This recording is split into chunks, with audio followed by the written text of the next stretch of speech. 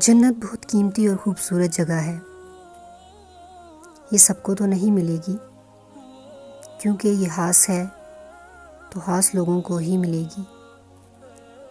اللہ نے جنت کو اتنا حسین بنایا ہے کہ اس میں داخل ہونے والے ہر انسان کو حسین ترین کر دیا ہے۔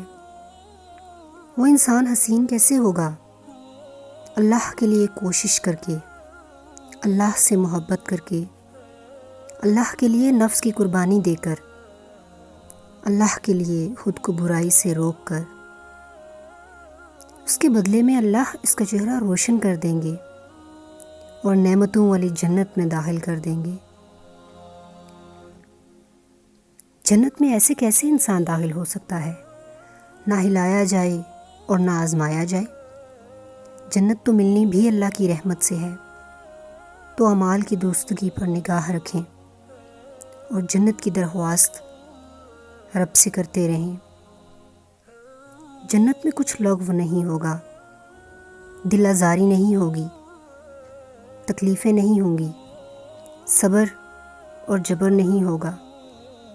جنت میں خوبصورت لباس ہوگا، جوہرات ہوں گے، وہاں من پسند مشروبات اور پھل ہوں گے، آپ جو چاہیں گے حاصل ہوگا، خادم ہوں گے، ذرا سی بھی مشقت نہیں ہوگی۔ مگر یہ کن کے لیے ہوگا؟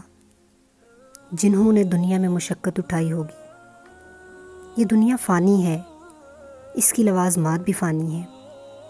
آخرت دائمی ہے اور اس کی لوازمات بھی دائمی ہیں۔ نعمتوں والی جنت بھی دائمی ہے۔